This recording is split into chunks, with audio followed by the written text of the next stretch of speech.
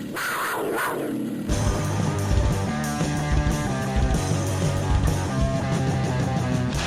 has become so good at cutting off plays at center, and Owen Tippett fires and scores again. That's two here in the third period for Tippett against Vasilevsky. Welcome to Project Panthers, a weekly podcast discussing your Florida Panthers. Now, here's your host, Brunswick. What a week, what a week, what a week, what a summer it's been. It's fall now, but man, what a summer. Welcome back to Project Panthers. It's great to be back in this seat, and holy hell, am I excited for this upcoming 2021-2022 NHL season. If you're hearing the sound of my voice, that means you found us on YouTube, Spotify, Apple Podcasts, or any other major podcast platform out there on the World Wide Web. You can find us on Twitter at Project Panthers, that's by searching at Proj Panthers, on Instagram via Project Panthers Pod, and on Facebook by searching Project Panthers. I know it's been a while since you guys have heard my voice, and I took a bit of a break over this summer holidays, and things got a little intense in my personal life. My wife and I, we bought a house, and we're actually expecting our first child in February. But I really appreciate you, the listener, for coming back to the Project Panthers podcast and joining me, Brunswick, for another season of me scouring over minute details of every Florida Panthers game on their quest to hoist Lord Stanley's Cup. Now, before we can even discuss any expectations, predictions, or wishes for the season, we got to dive into the offseason moves that general manager of the Panthers, Bill Zito, made to try and improve his hockey club. Obviously, the team performed above expectations in the shortened season, but it ended for heartbreak for the Cats as they once again lost in the first round, this time for the first time in the NHL playoffs, actually, to cross-state rival and eventual repeat Stanley Cup champions, the Tampa Bay Lightning. You know Zito wanted to build on this, though. Build on the success and get the Panthers to the second round for the first time since 1996. So let's see what he had in mind. I mean, tall task, I guess, right? Given how long it's taken for them to try and win a first-round series.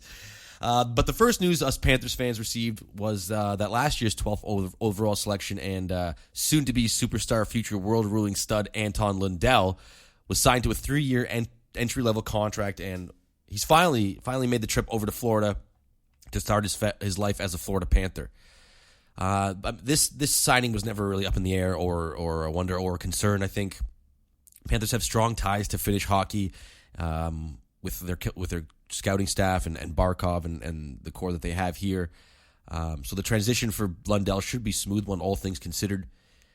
In the limited time I've seen him play, I mean, I don't really have a lot of access to Finnish Elite League hockey, but in the limited time I have seen him play, he is an absolute force on the ice. I watched him very closely at last year's World Junior Championships, and he at times looked like a man among boys. I know that's kind of cliche to say at times about prospects, but I tell you, he just looked dominant at times and like bigger, stronger, faster, just really took over games when he wanted to, it seemed. Him learning from Barkov to start his North American career will be invaluable, and that will be shown in spades for years to come. About a week after that news, we found out that center Lucas Wallmark was signing in CSKA Moscow of the KHL. If you remember, he came over originally to the Florida Panthers in the Vincent Trocheck trade from Carolina. Did not make much of an impact the first time around. As a result, he was released to free agency after the 2019-20 season, and he signed with the Blackhawks. And then later, last season, he was reacquired once again in the Brett Connolly trade from the Blackhawks, but he ended up playing just 4 games, did not touch the ice in the playoffs, and was once again released to free agency. I assume the team let him know a little early. That's why he got the jump on signing with Moscow. And maybe he can rejuvenate his career in the KHL, a la NHLers before him. I mean, even previous Florida Panther Evgeny Dadonov found his career again after struggling in the NHL and has come back over and found a home in the NHL again. Now he's with Vegas. Maybe he can kind of turn it around after a poor season with Ottawa, but Walmart kind of seems on the path. He's got 9 points in his first 17 games for the KHL, so I wish him the best of luck over there. And then all was quiet for about a month as the NHL playoffs closed out, and the Stanley Cup champion was crowned. I'm not going to mention who again because I really don't want to. And after that quiet month, things started to heat up a little bit in South Florida. Pardon the pun. But honestly, all was pretty quiet, and then rumors started to turn a little bit. Just a little bit on the Twitter, little whispers, and this one included the all-time fan favorite defenseman Keith Yandle.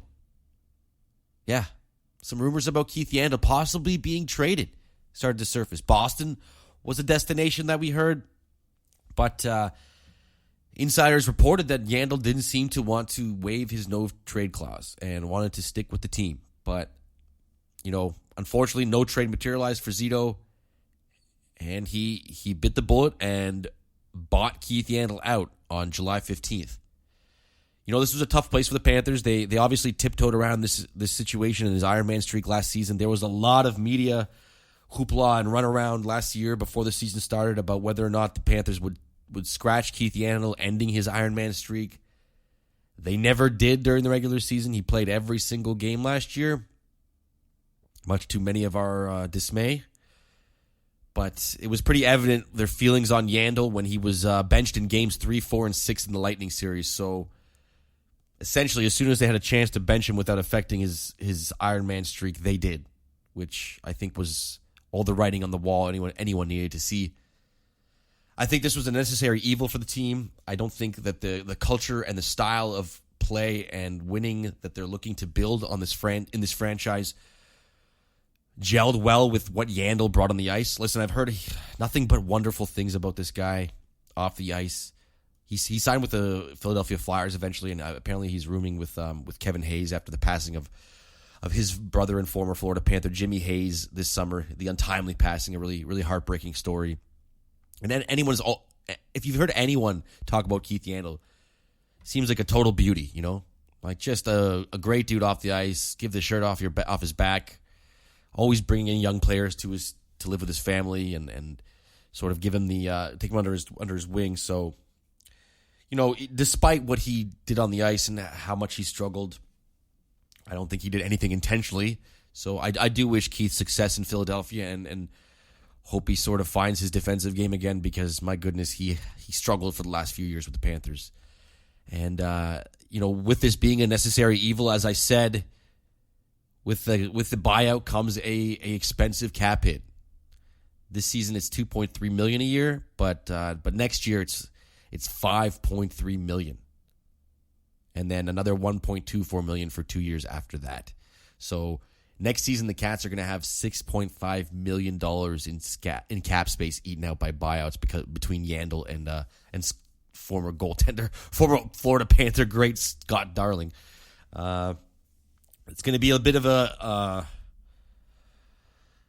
little shuffleboard that Zito's going to have to do for next season with these contracts, but he's setting himself up well because he's throwing out 3-year contracts like they're candy. Later that day, we got a glimpse of Zito's plan moving forward, and he did sign winger Anthony Duclair and surprise defenseman from last year, Gustav Forsling, to, as the aforementioned, 3-year contracts. Anthony Duclair nets $3 million for 3 straight years, and Forsling a little cheaper than that at $2.66 million a year. Both guys found homes with the Panthers after bouncing around the league a bit last season. They had great years, and Forsling in particular, he really stood out at the end of the season when Ekblad went down with injury after he got hurt in Dallas. He flourished, and the coaching staff really let him show off his game. Fantastic skater, really good defensive instincts, and some offensive touch. I think Forsling is going to continue to grow as a player moving forward. Then not too long after that, we had the NHL Entry Draft about a week after Duclair and Forsling signed. Panthers selected 24th overall. It's nice when for years I remember the Panthers picking really early on in the draft. There was always a top 12, maximum top 14 pick because they never made the playoffs, right? So they were always picking in at least the top 13, 14 spots. So, over the last bunch of years, they've had some picks in the 20s, and it reminds you about the good season that they've had and kind of makes you excited for the following season because it's something to build on. Now, whether or not they'll actually build on it, listen, I'm a Panthers fan, scarred for life.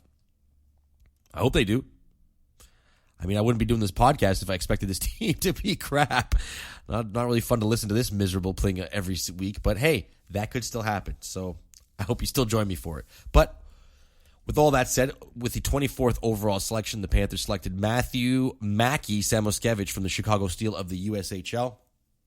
He was part of a team that absolutely dominated their league in the Chicago Steel. A couple of other guys on that team that were drafted as well, but he was sort of the dark horse of this group.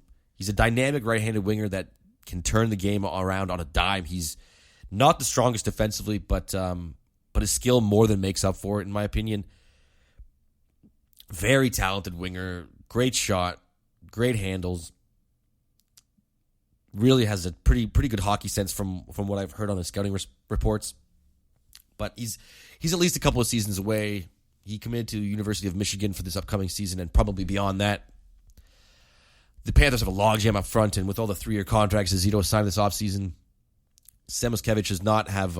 He's not going to be rushed. The team is going to give him all the time he needs to make the transition to the pro game. And then on day 2 of the draft, the Cats made a splash. This was another cliffhanger deal, as rumors, sort of like the Hornquist deal, where rumors flew around that it was going to happen, and then nothing ever actually happened, and then it did happen. So the big deal of the offseason for the Florida Panthers, acquiring winger Sam Reinhart from the Buffalo Sabres. Now, we didn't know what the return was. It seemed pretty official that Sam Reinhart was going to come to Florida, but fans were speculating rapidly. Everyone on the internet was trying to figure out what the Panthers would be giving up for Sam Reinhart. Sam Reinhart is a proven goal scorer. He has offensive skill. He was one of the few bright spots in Buffalo on a just horrid Buffalo Sabres squad that is just in shambles and has been for what feels like a decade now. Listen, Sabres fans, if you're listening to this, we feel you. If there's any group of fans in the NHL that feels you and feels what you're going through right now, it's the fans of the Florida Panthers. Trust me. But for this trade, my money was on Vetrano being sent the other way. Mainly because of the numbers game, his contract status. He's a free agent at the end of this year. I assume he's going to be too rich for the Panthers to re-sign no matter what. Seemed like the logical move. But alas, I was incorrect. Zito confirms he's going all in on this season, and he actually sent Florida's first-round pick in 2022, along with goaltending prospect Devin Levi, to the Sabres for the 25-year-old Reinhart. Now, the first-rounder is lottery protected, so what that means is that if the Panthers are pretty bad next year, and which you never know, it could be if they're pretty bad next season, and the pick is in the top 10, the first-rounder moves to 2023. And the Panthers will keep their 2022 first-round pick. Devin Levi is an interesting goaltending prospect. He was a 7th-round pick in 2020 and turned out to be a real steal. He had a great year in 2019-20 with the Carlton Place Canadiens of the CCHL, putting up like a ridiculous 34 wins and like 1 or 2 losses, .940 save percentage, and under 2 goals against average. And he was dominant in the World Juniors playing for Canada. Unfortunately, injuries got in the way of him suiting up for Northeastern of the NCAA Hockey East program following the World Juniors, so he never played a game after the Juniors. But I think he was just a victim of the numbers game with Bobrovsky and Spencer Knight emerging in goal for the Panthers. And Reinhart is a nose to the net kind of guy. He sits himself in the slot and waits for a pass, somebody that Barkov would love. He scored 22 or more goals in 4 straight seasons, so the consistency is definitely there. He's not swift on the ice. He's not quick on his feet, but he knows where to make a play and has a deceptively sneaky shot. I promise you, this season you're going to see him score a lot of goals where you see this shot initially and you think, nice try, and then all of a sudden it squeaks in and it's in the net. I don't know. He's got a really heavy shot, and it shows in his game. I do expect really big things from him this year, playing with Barkov on his wing. It looks like he's going to be playing with Verhaeghe and Barkey. So I don't think 30 goals is a ridiculous prediction for Sammy this season. Now, speaking of Sammy, Sir Samuel of House Bennett got a contract extension of his own just a couple of days later. This time, it's a 4-year deal, not 3 years. $4.25 million for Mr. Bennett. This deal was met with a bit of a mixed reaction from the NHL fans and Panther fans alike. Bennett's success with the Panthers was pretty successful.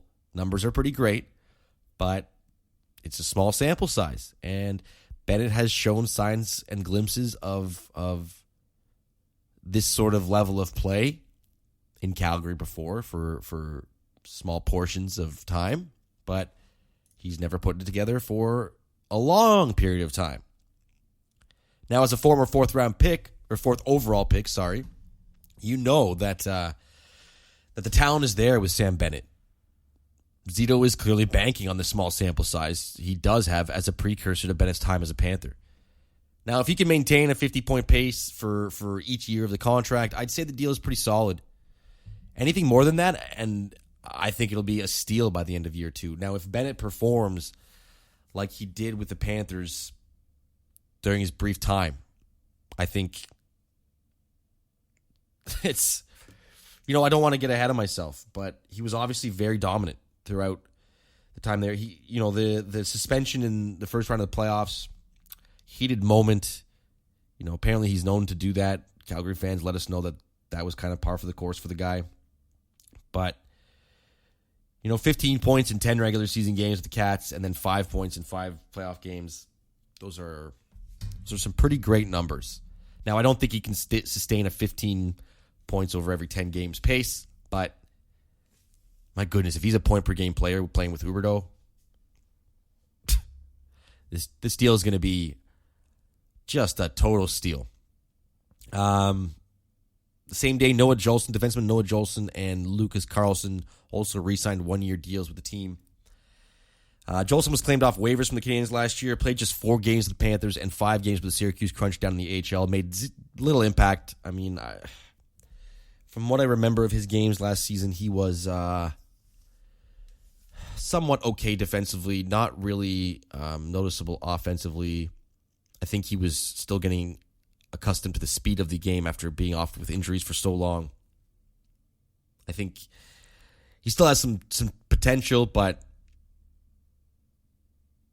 the next year for him will be very important for his NHL career. And Lucas Carlson was acquired from Chicago in the Connolly and Stillman deal. I think he's just another AHL guy, signed for depth. And then July 28th came around, an unusual day for free agency in the AHL, typically falling on July 1st, but this year it was July 28th. And with free agency, the Cats officially chose not to re-sign forwards Nikita Gusev and Alex Wenberg. Gusev, or Goose, he barely did anything of note with the Panthers, but despite that, still managed 5 points in 11 games. As of the time of this recording, he's still a free agent, so he hasn't found a job just yet. I do think someone will sign him at some point. Maybe not in the NHL. Maybe he will have to go back to the KHL. He's a talented winger. He has enough offensive ability to get a job in this league or in the KHL. Not for a contender team, but for a bottom feeder team that needs a little bit of offensive depth. He's a decent option for your second line. Wenberg. Now, Alex Wenberg, he totally found his game again in Florida after struggling in his prior seasons with the Blue Jackets. He came alive offensively. He had 17 goals last year, and for that, he was handsomely rewarded with a 3-year, $13.5 million contract with the newly formed expansion team, the Seattle Kraken. When he should get solid minutes with the Kraken, and he's likely going to be playing on their second line, maybe jumping between the first and second line, depending on how Jared McCann does over there, former Florida Panther as well. He's gonna have a real chance to build on the success he had in Florida. So Wenny, again, seems like a great dude off the ice. Teammates loved him, so I wish him the best in Seattle, except for when he plays with Panthers. On that same day, Panthers re-signed left winger Carter Verhaeghe to a 3-year deal worth $4.16 million a season. Carter Verhaeghe is a 416 boy from Toronto, so I wonder if that $4.16 million deal was a little bit of a shout out to his hometown area code when he signed the deal. I don't know. Maybe I'm grasping at straws. But Verhaeghe, he blew up for the Panthers last year, and very much like Jonathan Marchessault so before him, came over from Tampa Bay where he wasn't getting a lot of ice time and a real opportunity, and he was thrown onto the first line almost immediately. Actually, right off the bat, he was playing on the first line with Barkov, and he was one of the biggest surprises in the NHL last year. Just absolutely scorched his previous season numbers and finished the year with 18 goals and 36 points in 43 games after a little bit of injury troubles down the stretch there. This deal doesn't kick in until 2022-2023, as Verhaeghe still has one more year on his $1 million contract that he signed last season. I love this deal for both sides. Verhaeghe and Barkov gelled so well together, and his skill is no joke. He's a deceptively talented hockey player, and I think it's nice to see him get rewarded. And again, his deal could be like Bennett's deal, where in a year or two, it's a bargain.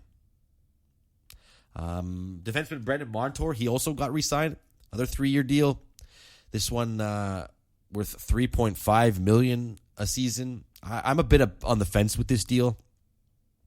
I thought Montour was just all right in his time with the Cats, but offensively, he was a non-factor in the Tampa series despite having plenty of chances. And I think if we had a little more contribution from the defense in that series, maybe it would have ended a little differently. But Tampa's defense Hedman was an absolute machine in that series.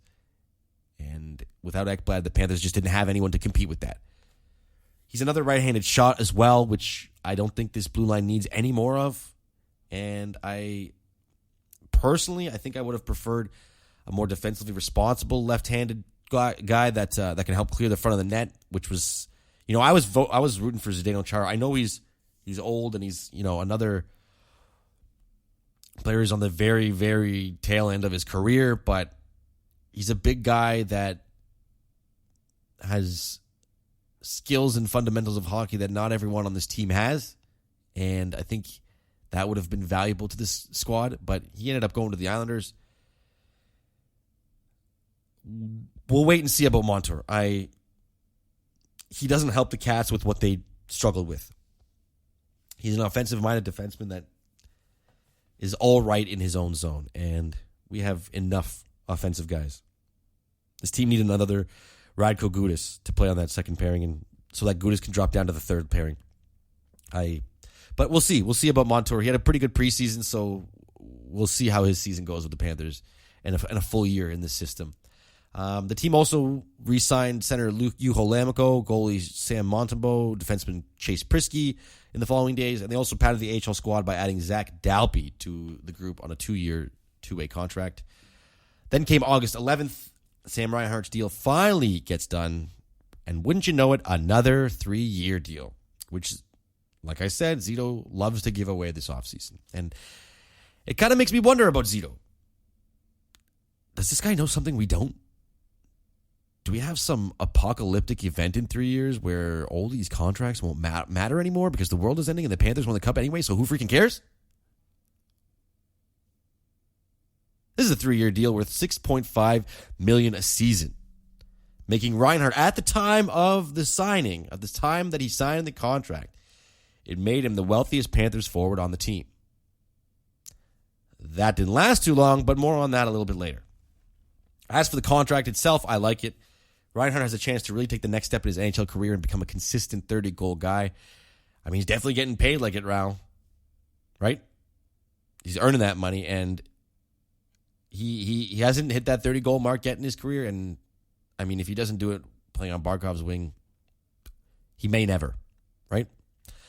Just a couple of days later, the Florida Panthers became the next stop on the Jumbo Joe Express as GM Bill Zito signs longtime NHLer, the 42-year-old Joe Thornton, the pride of London, Ontario. Thornton brings his beard down to South Florida for a 1-year deal at just $750K a season, so very, very cheap. Basically just playing for the love of the game and hoping to get a Stanley Cup. Some folks were a bit disappointed with this deal, but at 1 year, I mean, it's 1 year. Thornton, he can provide some depth and even more veteran leadership to a group that already has Patty Hornquist and Radko Gudas in the locker room. And also Finnish center and young prospect, superstar stud to be, Anton Lundell. He's got yet another consummate professional to learn from in Jumbo Joe. Now, I don't expect from him much offensively, as his skating, which, to be honest, was never really his strong suit, even in his prime. It's kind of hinders his ability a bit at times in the opposition zone. But he's still got that eye and that passing ability. So I think putting a guy like Vetrano maybe with him, they might find some magic, because Vetrano has a real keen is really keen on getting into open areas in the slot, and Joe Thornton likes to pass the puck there. So it could be a winning combination for the Panthers. And then all was quiet on the Eastern Front for a while. No more trades, no more deals as training camp opened up and the Cats started their preseason. Some early thoughts after the preseason ended, because now we are over. We're a couple of days away from the season. The Panthers started their preseason 5-0-0, and were top of the league before dropping 2 games to the Lightning to end their preseason. I know.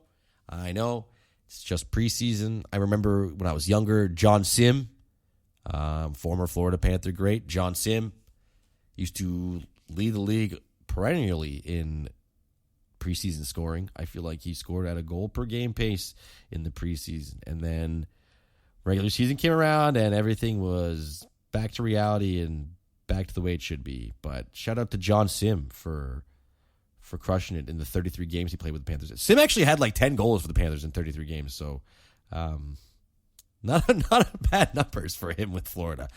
That's enough John Sim talk. But the top scoring Panthers for the preseason were Barkov, who finished with 7 points in 5 games. Actually was second in preseason scoring behind only Connor McDavid. And then Sam Bennett, Brandon Montour, and Owen Tippett rounded out the top 4 scorers for the Panthers. Tippett, particularly, looks to be ready to take the next step. He looked dominant at times and scored 6 points in 5 games. Looks like he'll start the season with Huberdeau and Bennett, the line he was playing with in the playoffs. So the future is honestly in his hands. He's set up to succeed. Now he's just got to pull the trigger. I am expecting a breakout year for OT. Spencer Knight had 3 starts, posting a 2-1-0 record with a 2.25 GAA and a 925 save percentage, picking up right where he left off last season. Chris Gibson shared the net with Knight mostly as Bob was away for the birth of his first child. So congratulations to Sergei on becoming a father. Always an exciting time. I mean, I'm in the cusp of going through that right now, and it's exciting already. So congratulations to Bobrovsky. Bob did come back for his final game and helped blow a 2-1 lead to the Bolts in the third period, unfortunately. It's just one game, and it was against the 2-time defending Stanley Cup champions, but 4 goals against and an .860 save percentage in his debut is not exactly a good sign. Now, there's obviously going to be some rust and stuff like that, but Spencer Knight is going to be breathing down Bob's neck all season, and Bob doesn't have an Iron Man streak to protect him. So that's all I'm going to say about that. Anton Lundell, Panthers second-round pick in 2018, somebody who I have kept a close eye on over his junior career since the Panthers drafted him. He's a big kid at 6'5", and he uses his size well. He was surprisingly agile and deceptively sneaky during preseason. He's got a really quick release. Unfortunately, he's going to start the season in the AHL, just such a logjam up front, but I think the future looks good for Noel, and he may be knocking on the door sooner than we think. He has all the tools to be really successful in the NHL. His career may go the way of Nick Bjugstad, where doesn't use his size and struggles a bit, or it can go the way of maybe Wayne Simmons, before he got hurt. But, sort of like the bigger guy that can play a tougher game, but doesn't exactly doesn't shy away from physicality, but doesn't rely on it all the time to be successful. Because a guy like Simmons is extremely skilled, and so is Sir on the well. And yeah, I just there's a lot of big guys around the league that don't use their size enough anymore, and I would hate for Saron Noel to be one of those guys. I don't need him to be a powerful, dominant. Big guy, but He's 6'5". Like, you got to use that frame. And in a league where the defensemen just seem to be getting bigger and bigger, I think a guy like Anton Lundell can really make an impact for this team. I really love this kid's game. I really do. Also, there's some bad blood with between the Bulls and the Cats. They are not. These two teams friggin' hate each other. They combined for 96 penalty minutes in their first rematch since the playoffs. 96 penalty minutes in a preseason game. The games don't count. Like, they don't count. They're not even. It's going to be a fun season. I tell you, this is going to be. Now the Bulls have added resident scumbag of the NHL, Corey Perry. Although he's one of those guys that you hate to play against, but love to have on your team. But man, like, you know, people will call Hornquist a scumbag, but I love the guy. So, adding Perry to the mix for the Lightning, it's it's gonna get interesting. Now, just a few days ago, around like, let's say, like around 9 a.m. Eastern, October 8th. Did you and everyone else? Did you hear that loud but seemingly pleasant noise coming from the south? Yeah, that's right. That was every Florida Panthers fan sighing in collective relief as reporter Elliot Friedman broke the news that El Capitano, Alexander Barkov, will be re-signing with the Florida Panthers for 8 years at $9.5 million per season. Yeah. Dinner on Barky for the next decade, am I right? You know, because he's got a lot of money, because it was a big contract. No? Yeah? I love this deal for both sides. Barkov gets paid, and the Cats get to keep their captain. Bodes well for re-signing Huberdeau next season as well. I said on our Twitter page day of the signing, but I'll say it again here. Fans love players like Barkov, but general managers in the NHL literally salivate over guys like this. There's a reason players like Barkov never touch free agency. See Jonathan Toews, Anze Kopitar, Patrice Bergeron. GMs know how rare and valuable players like this are. Could Barkov have gotten a bit more on free agency? Yes, most definitely.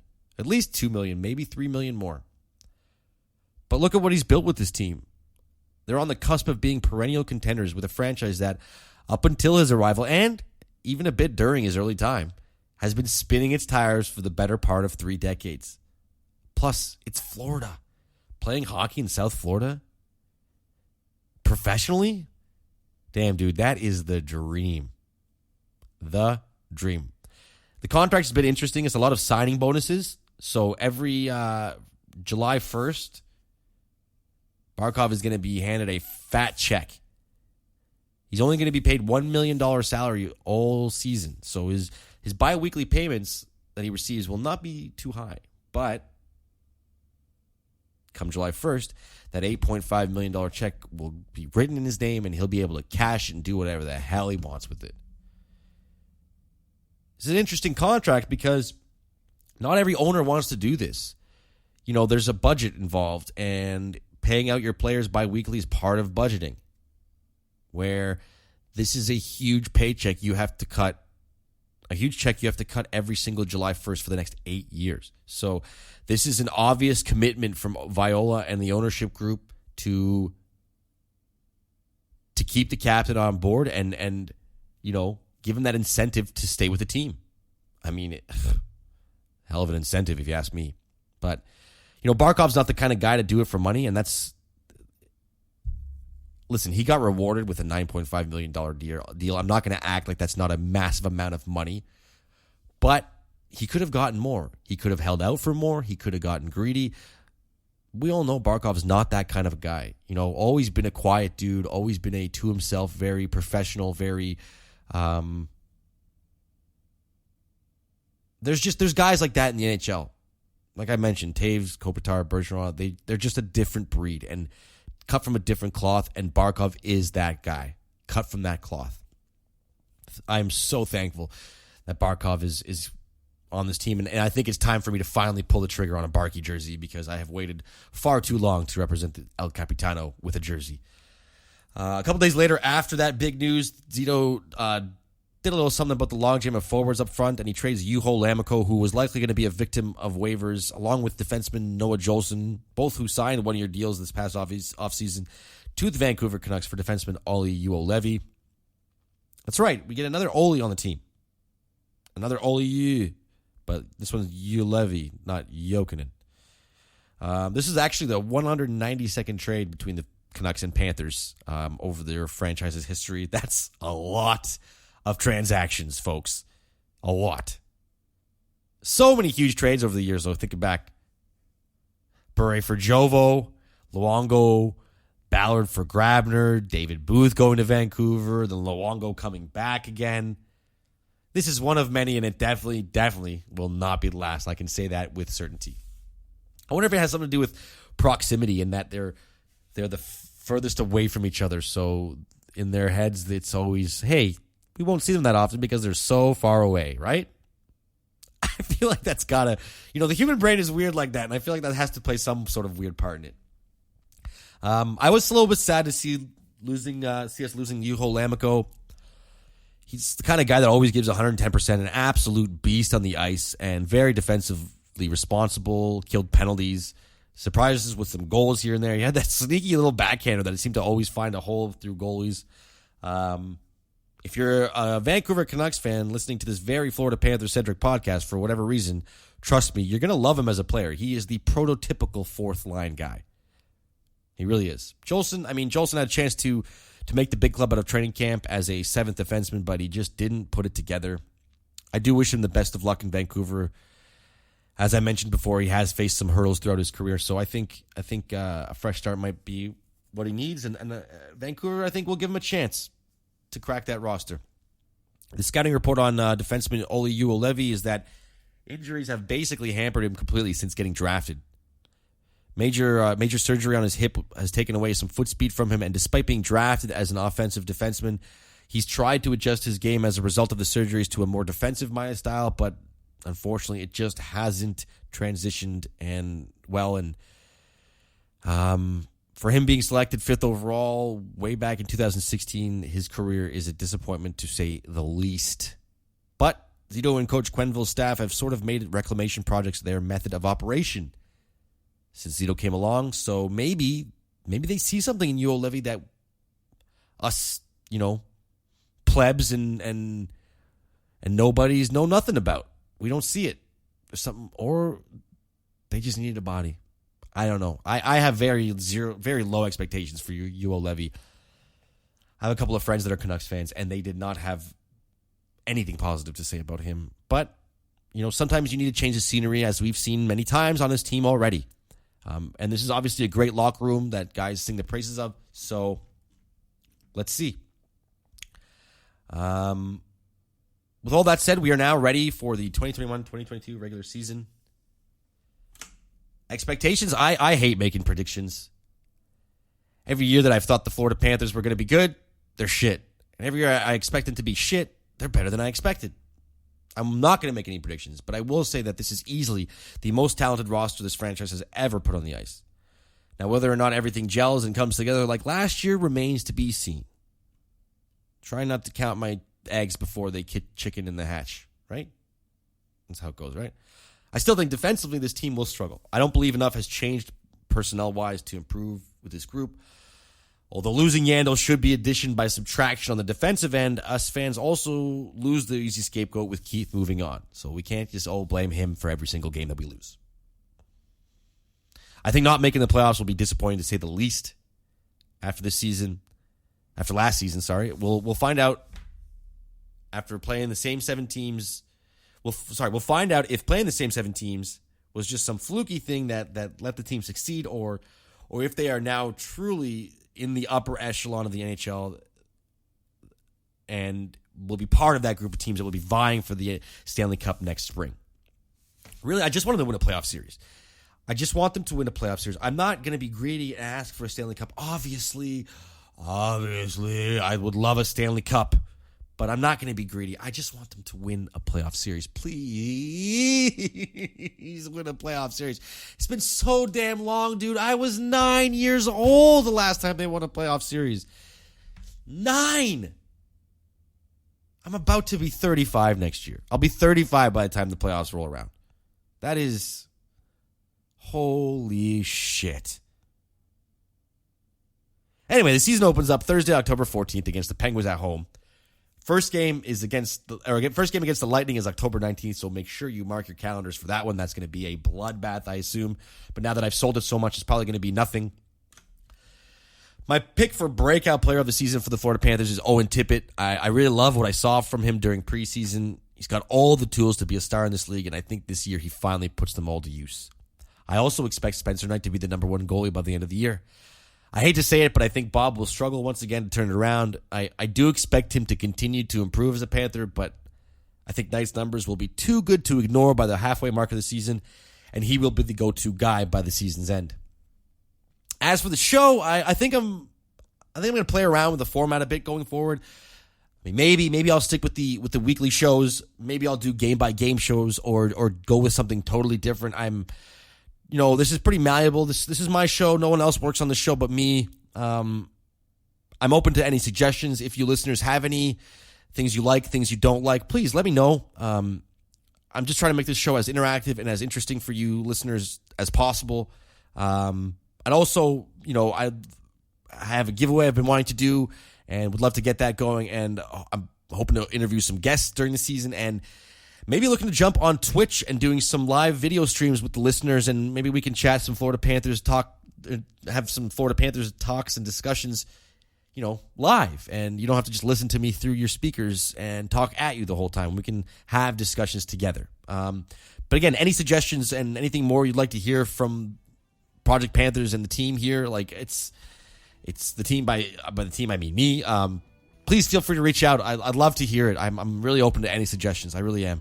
But that's going to do it for me this week. And thank you for tuning into this off-season review / 2021-22 season preview of our beloved Florida Panthers. Remember to send your questions, comments, concerns, and queries into Project Panthers by emailing us at projectpantherspod@gmail.com. And please follow us on Twitter at ProjPanthers. That's PROJ Panthers. On Instagram at Project Panthers Pod, and on Facebook by searching Project Panthers. We're available on Spotify, YouTube, all the major podcast platforms. So please have a listen, like and subscribe, all the above.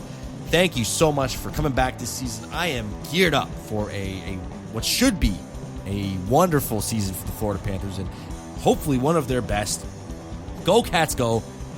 Have a week.